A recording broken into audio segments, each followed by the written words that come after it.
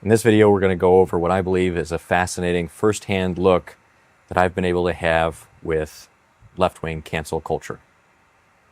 For those that don't know, I'm an artist and sculptor, and until recently I was an instructor with a company that sells online courses. And I believe that company let me go primarily because of my political and religious beliefs and because I express those openly and publicly. I was recently canceled or deplatformed or let go, whatever you want to call it, I believe as blowback for the personal sculpture of Charlie Kirk that I've been working on. Or I believe it was my response to the blowback in the comments, people attacking me for the sculpture, and then me kind of maybe aggressively at times attacking back. And I believe that those interactions were what finally led to this separation. Though it's hard for me to say for sure for reasons that I'll get into later. In this video, I wanted to talk about three things, kind of break it into three sections. The first is the physical, mental, and psychological and financial effects that I've been observing in myself. The second thing is what I believe is a pretty typical response from the business owner. I think this is probably typical of a lot of business owners' mind frames when they're severing these relationships. But I admit I only have my personal experiences to go by, and I'm obviously biased. But I'll talk about that, my thoughts on that. And the third thing is what I believe the company could have and should have done differently, as well as what I'd recommend for those that find themselves in a similar situation on the receiving end of a cancellation. And I've written this down, so forgive me for, I don't have a teleprompter or anything to make it look more seamless. All right, so the first point, let's talk about some of the physical, psychological, mental, and financial ramifications and things that I'm going through as an effect of this decision. So today is Tuesday. I found out last Thursday is when I read the email, though it was, I believe when I read it, it was like 4 or 5, maybe it was 4 days after it was sent. So it took me somebody on the team saying, hey, I was reaching out to them to do some work, and they're like, oh, there's that email you should read. And that's how I found out about this. And the first and perhaps the most unexpected emotional response that I received was just an overwhelming sense of gratitude. And so as I knelt down in prayer after receiving this information, before I told my wife, I was just overcome with this sense of gratitude for everything that I had, especially my wife and family. But also grateful for just my life, everything that I had physically, that I was healthy, for all my physical blessings are home and everything, and just thinking of how blessed I am to be who I am and to have the things that I have. And so that was the first thing that hit me. And I believe that this came from my strong religious foundation as a member of the Church of Jesus Christ of Latter-day Saints. That the peace and gratitude that I had came from that personal relationship that I've tried to build with my Heavenly Father and Jesus Christ, my Savior. So in this moment of personal turmoil, I felt overwhelmingly and undeservedly blessed by God. That was like the first thing that just overcame me. One of our beliefs that I hold very near and dear is our belief in eternal families, that we believe that if you get married in a sacred temple by God's priesthood authority, that marriage will last not just for this time that we're on earth, but for eternity, that we'll be sealed and bound together as families after after this life. And I found a great deal of comfort and peace with that eternal perspective, that there are things that happen, the turmoil of our lives, and then there are things beyond that that are greater, more important. The second, and perhaps the more understandable response, though maybe a little bit embarrassing to admit, is an increased emotional response to just little things that would happen throughout the day over these last few days. And to give an example, I'd commented after my wife made a comment, "Oh, we forgot to get bread." I commented, "Oh, I love homemade bread. Homemade bread's so good. I should make some with the kids. We should make some homemade bread." And I made that comment, but I've been so busy trying to figure things out to do this work and figure things out how I'm going to sell my courses and everything that it just wasn't something that I would put any attention to, and it was just an off comment. And then my oldest daughter, like later that day, said, Dad, we have a surprise for you. We made some homemade bread. And in the moment, like I was overwhelmed with emotion.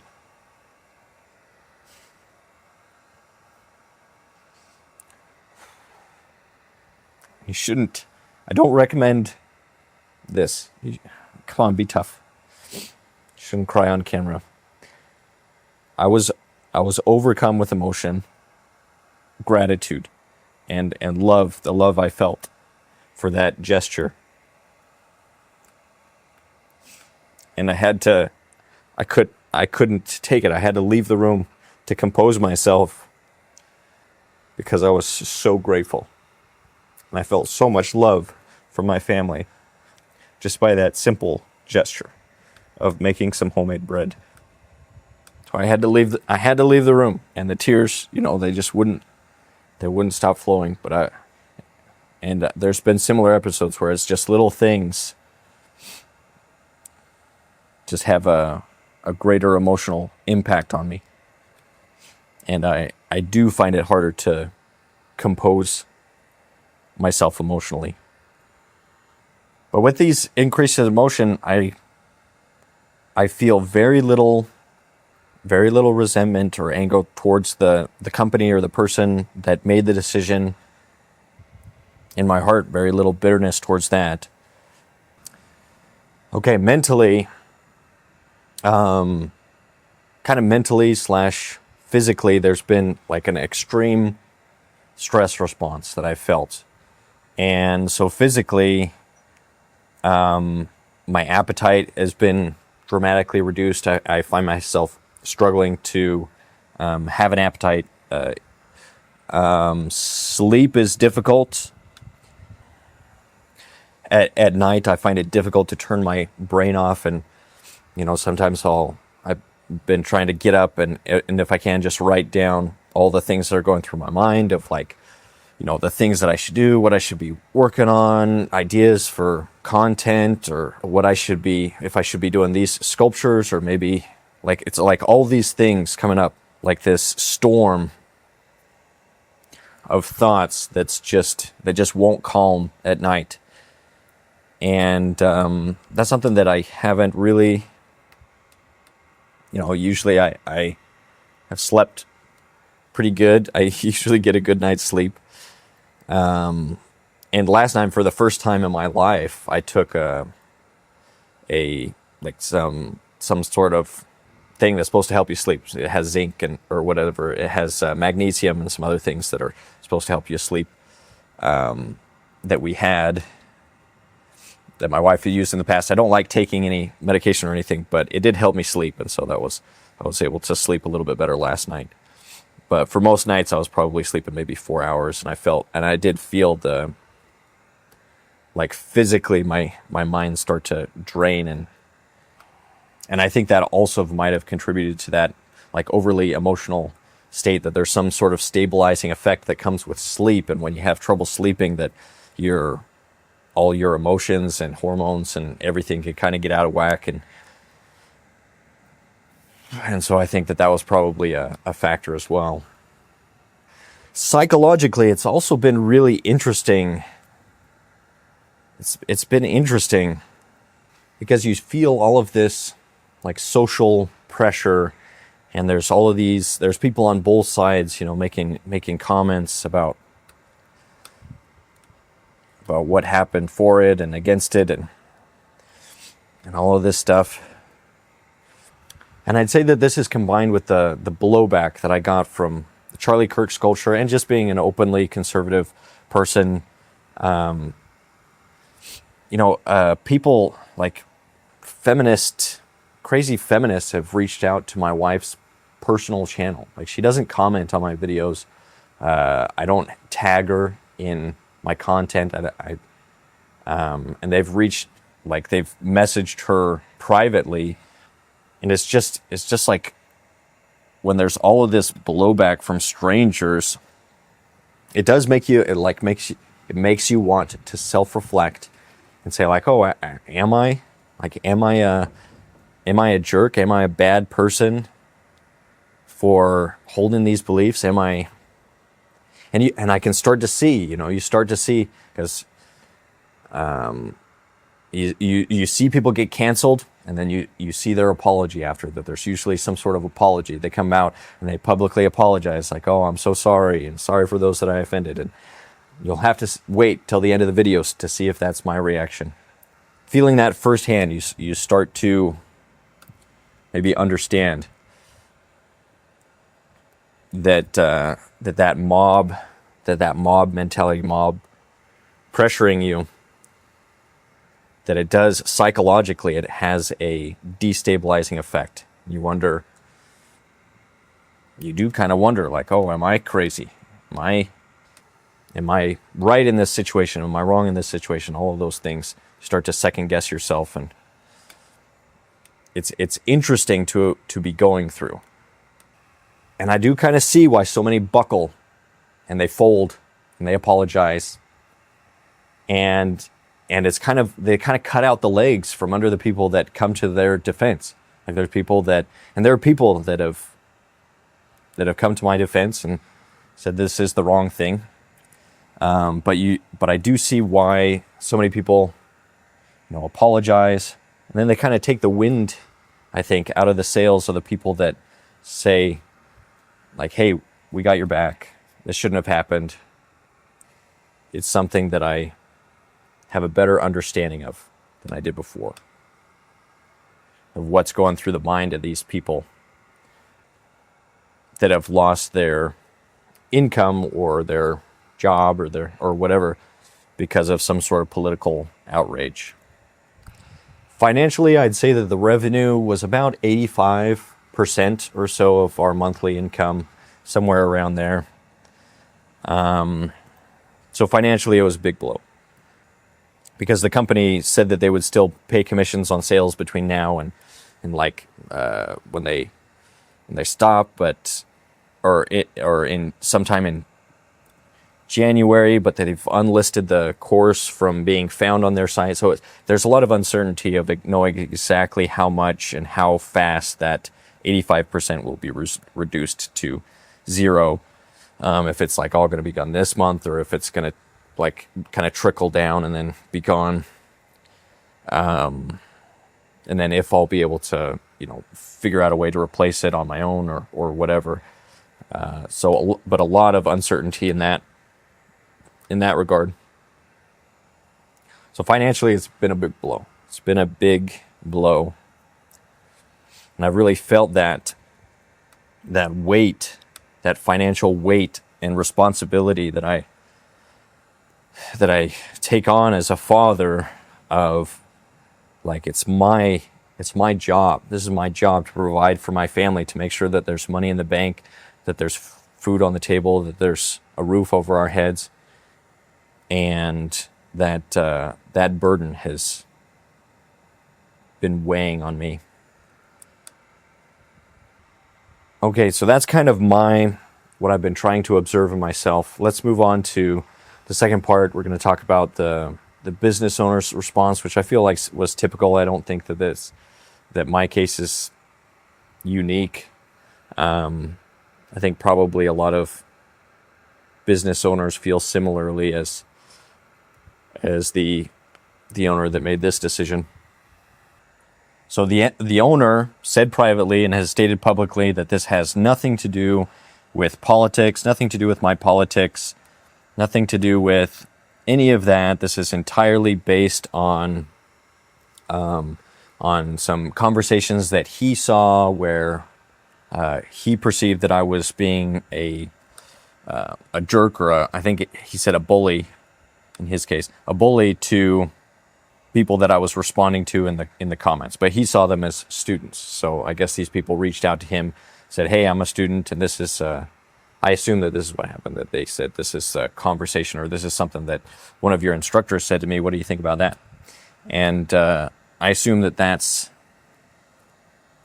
how this happened, or maybe he just saw my content and saw some of the conversations that I'd had with people, the back and forths that I'd have in my personal comments on my art page where I was sculpting this. And I've assumed, because I haven't been told otherwise, that they were comments relating to this sculpture, my response to people who were attacking me for doing this sculpture of Charlie Kirk.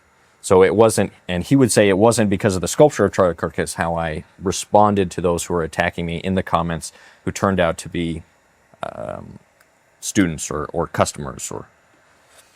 And so I think that's pretty typical of a business owner, that they don't really see it as a political decision. They don't see it as like, oh, this person's right wing, so I'm going to let him go. They honestly see it like, oh, this person's offending my customers, and I want to be a good business owner, and I want to care for my customers that are, they allow me to run my business, and so I'm going to try to do what my customers are asking and get rid of this person that's distracting from the main focus of our business. And so the owner believes, and I believe has convinced himself, that it was a politically neutral decision.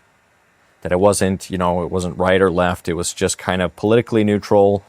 Just You're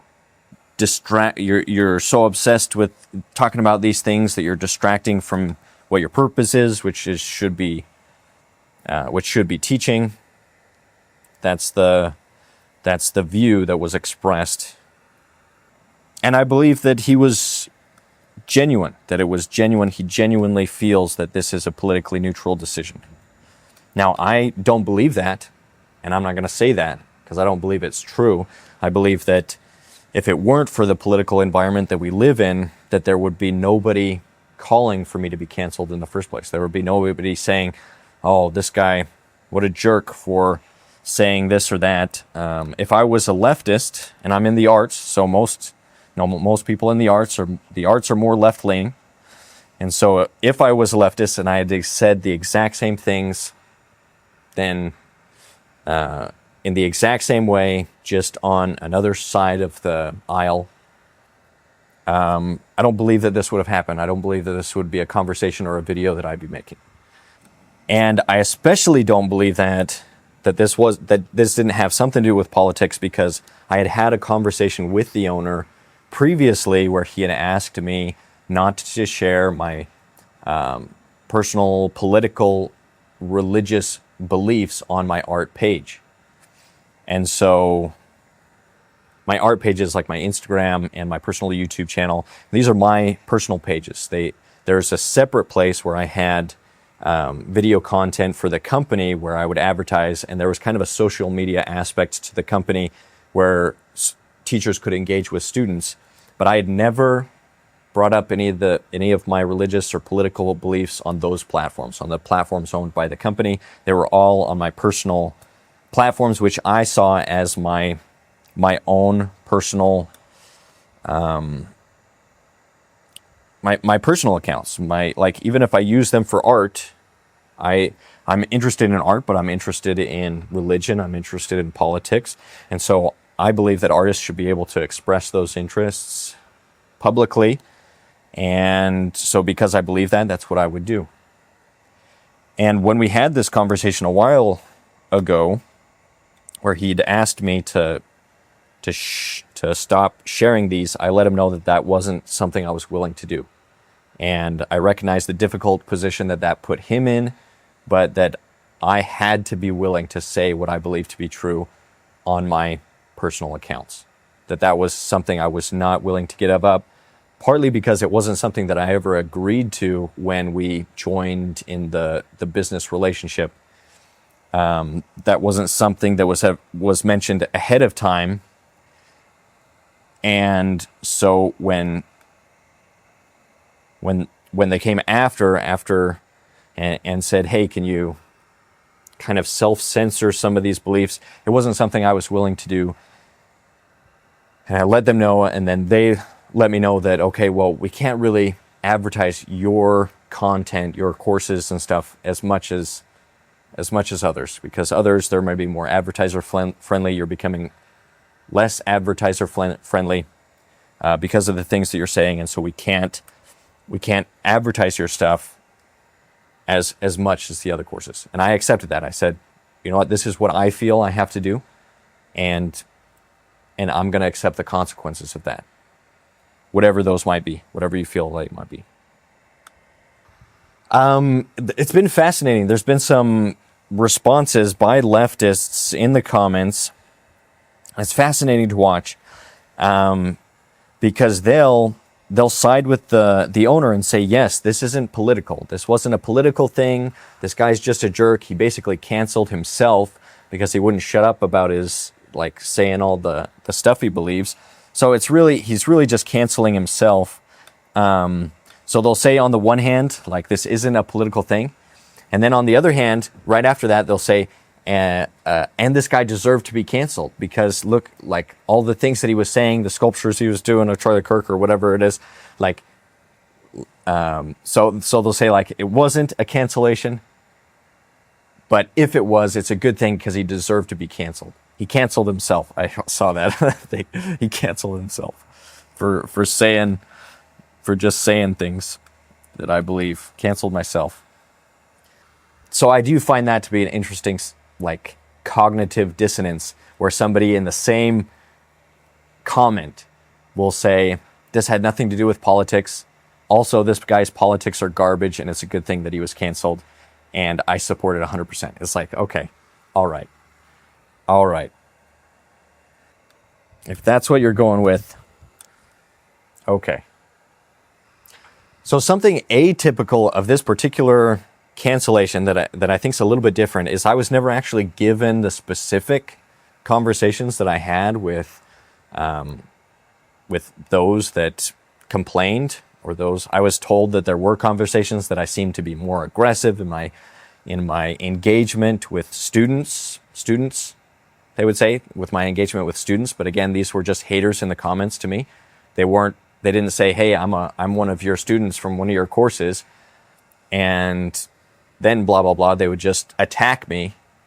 And so if an actual student said, hey, I purchased your course and I feel like you're wrong about this for this reason, and I don't really respect your sculpture, I probably would have responded differently. But when it's somebody that just attacks my sculpture, I see that as somebody basically, or does the classical, like, oh, this is, Nazi stuff, fascist stuff. This is, Charlie Kirk was racist, fascist, whatever, homophobe, like all the words that they use.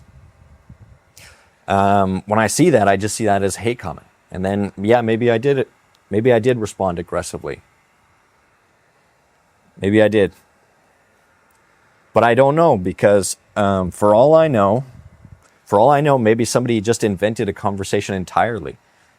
It's not difficult to do. Could make up a conversation, send it, make it kind of sound like me, but maybe it's like a private conversation. I have no idea. Or it could just be a clip of a conversation, like they say something to get a rise out of you, and then it works. They get, something that you say back as kind of like an attack back, maybe. And then they clip that and take it out of context and say, hey, is this something that you knew somebody on your platform was saying? Do you support that? Or whatever. So, but I don't know. So I can't actually even defend the specifics because I was never given specifics. In this particular situation, I was just told, you're being more aggressive, less civil in the comments. You're showing less respect towards the views of these people. So I do think that is atypical. Most cancellations, there's like a specific video clip or something that goes viral and there's pushback from people, but you know what it is specifically. So I do think that that's a little bit, this is a little bit different in that sense. It's just kind of, well, you just seem to be more aggressive or whatever it is. But I have no idea what the specifics were. Okay, that brings us to the third part of the video, which is what I think the company could have done differently, what I think maybe individuals could do differently in this situation. If you find yourself in either end of one of these potential cancellations, this environment that we find ourselves in. And the first thing that I'd say to business owners or somebody put in the position of making this decision, and that something that I wish would have happened in this case that did not happen, is just pick up the phone and call the person and talk to them. Just pick up the phone, give them a call. And in fact, this is a conversation that we'd had, previously. The owner and I said, if there ever gets to a point, because I understood the environment. I'm interested. I like political stuff. I enjoy that. And so I understood the environment that we live in. And I said, if there comes a point where you feel like you need to cancel me, you feel like you need to remove me from the platform for something I've said, please just give me a call first. Just give me a call. Even if you feel like you need to remove me, just call and we can talk about it. And that's something that I had asked. And I don't feel like that's an unreasonable thing to ask. That before you make this kind of major decision, just get the other side's perspective on it. Just get, if it's your employee, just get their perspective. Maybe they were just having a bad day. Maybe they found out something tragic that happened in their family and they were overly emotional about something. Maybe, in my case, if we'd had this conversation, the owner was somebody that I considered a friend and a mentor, and somebody that I deeply respected for what he created, his business. That's the reason I wanted to work with the business and beyond that particular platform. And so he had that influence. And if he'd have picked up the phone and called and said, hey, Andrew, I've been looking over some of your recent posts, and you've been kind of aggressive. How are you doing?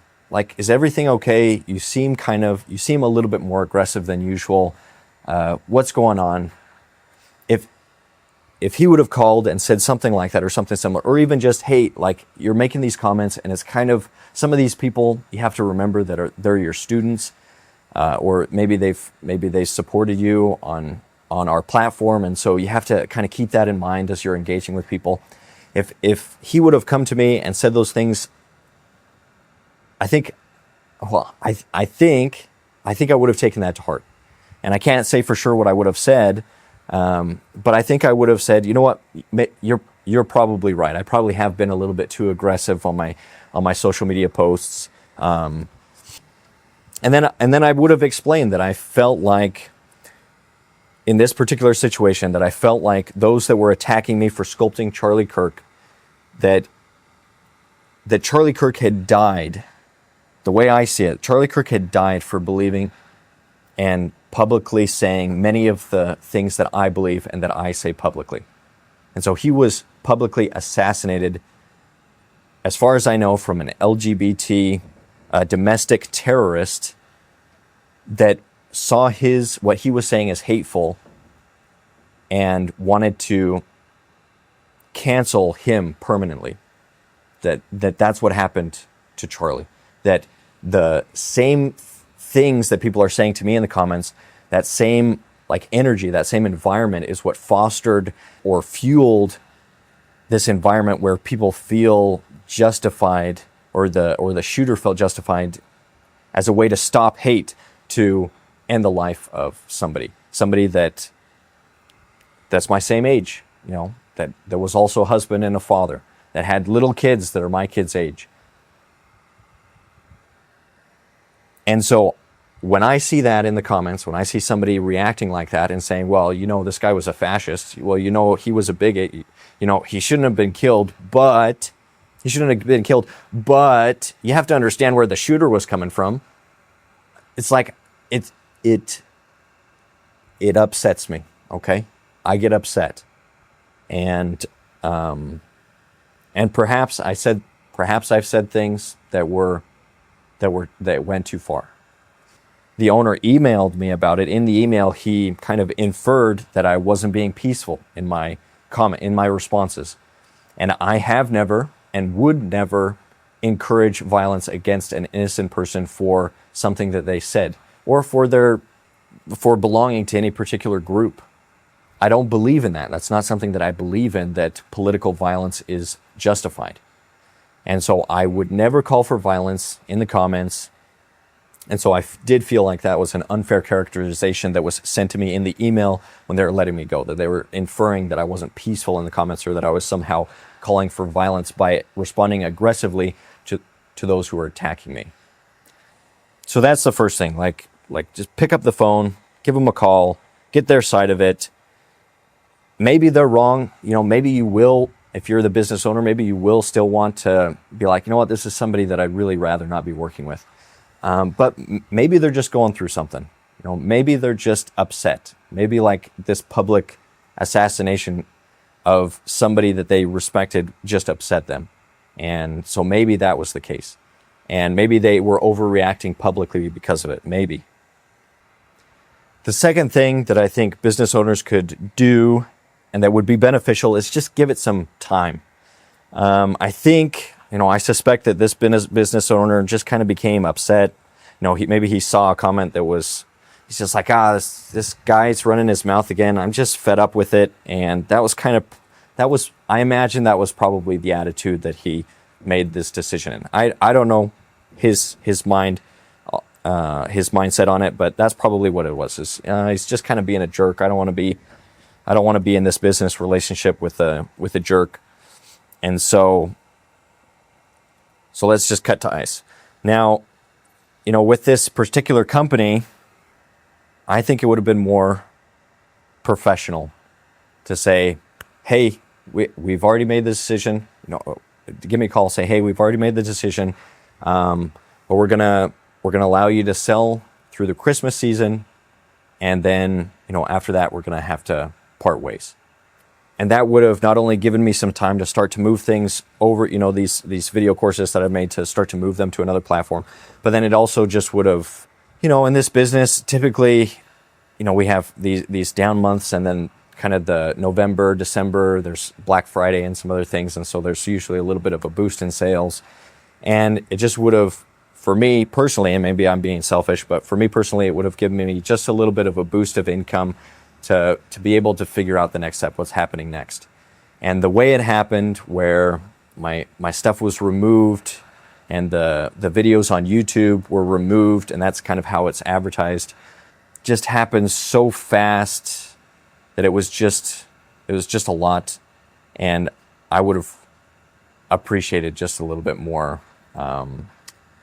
time between we're severing this relationship, and maybe I'm being unreasonable there, but I think just giving it a little bit of time. And with some of these things, if business owners gave it a little bit of time with like these, if they waited 2 weeks, like if it's something public, it's something where there's public pressure and stuff, basically the public pressure would die down, and probably by the end of the 2 weeks, you'd be like, what?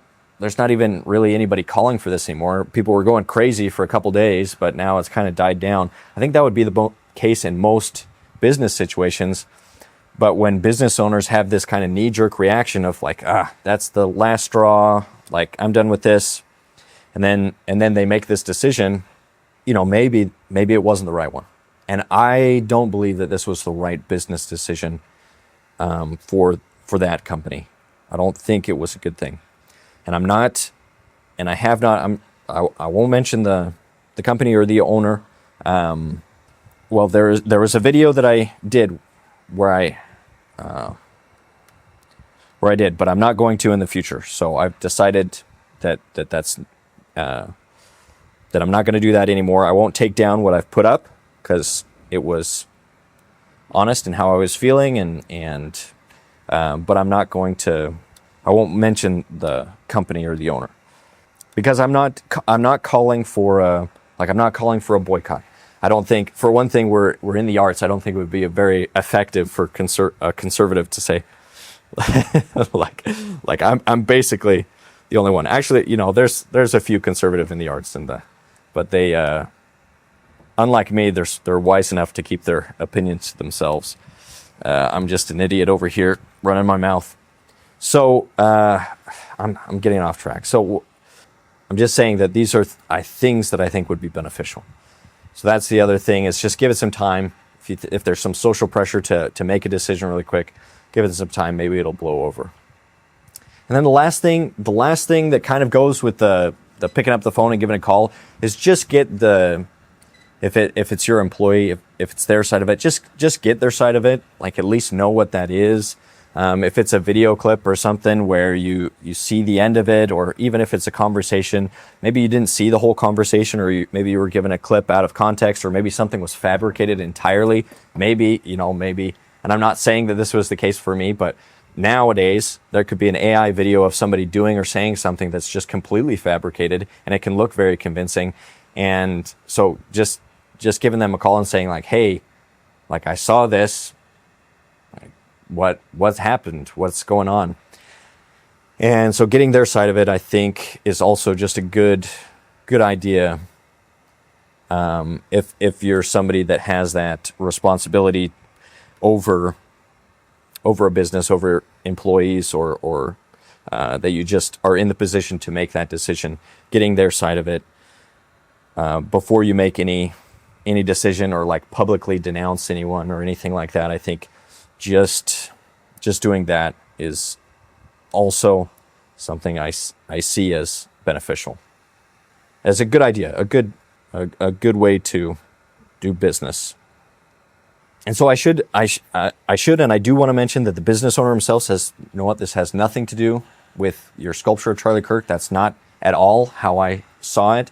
So I think he genuinely feels like this was just a business decision to protect, he was probably thinking something like, I'm just protecting my students from mean old Mr. Keith over here that doesn't respect their views and is being aggressive in the comments. I want to put that out there, that is not the way that he saw it.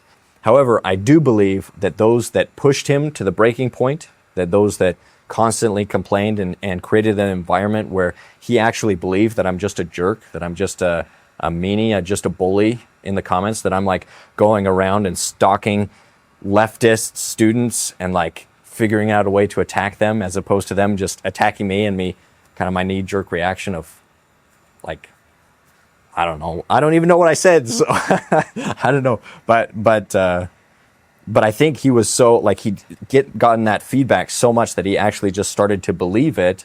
And, it's a company, it's in California. And so it's, there's probably such an influence of that culture, that left-wing culture, that, to him, he would say that he's conservative. And something that I said to him personally was that you don't have to be a leftist to cave to the leftists on things like this. You don't have to be a leftist to cave to leftist pressure to do something like this.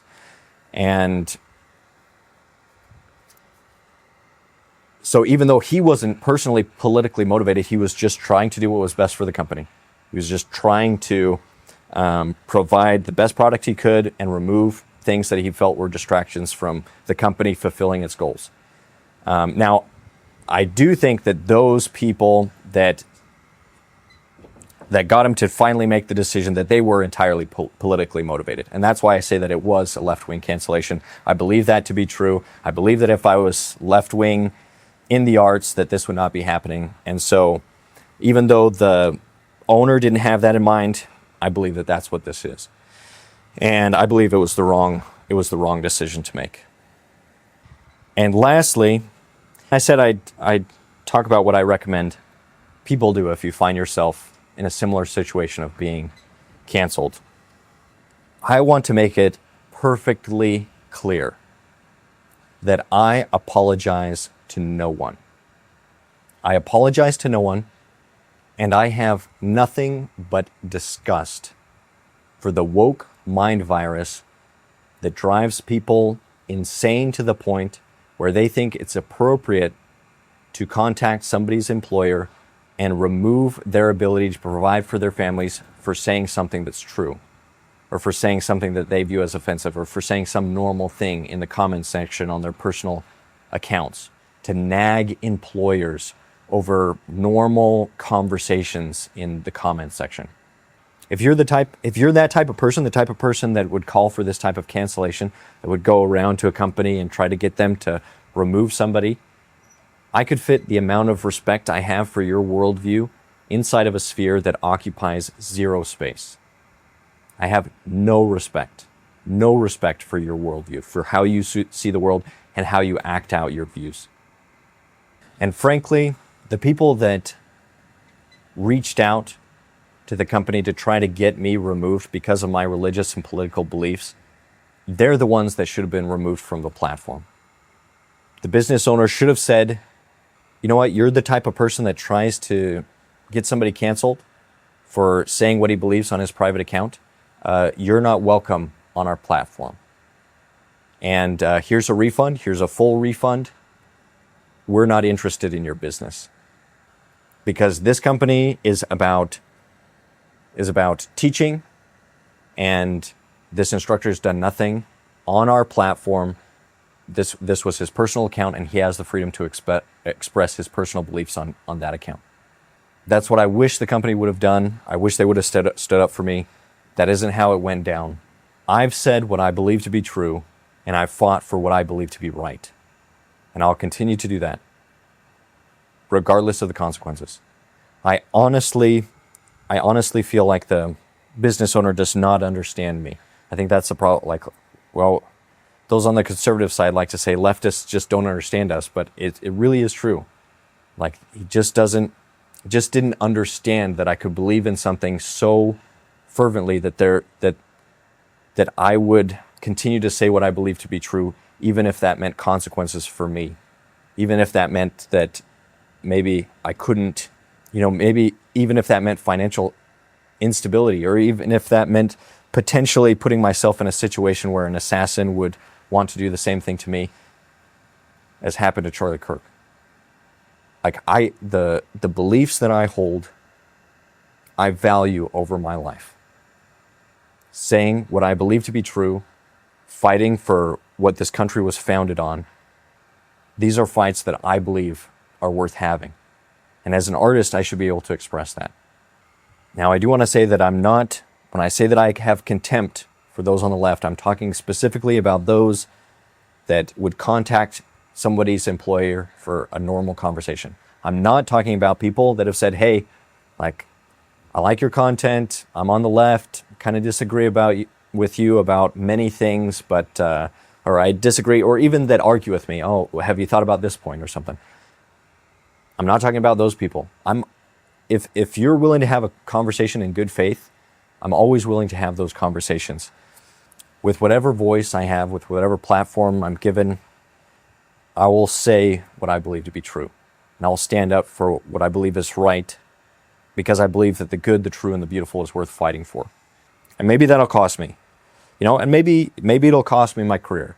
Like, maybe I'll get a good job in construction or something. I like building things. Maybe I could do construction or something else. Maybe this YouTube thing and this art thing has run its course. I don't know.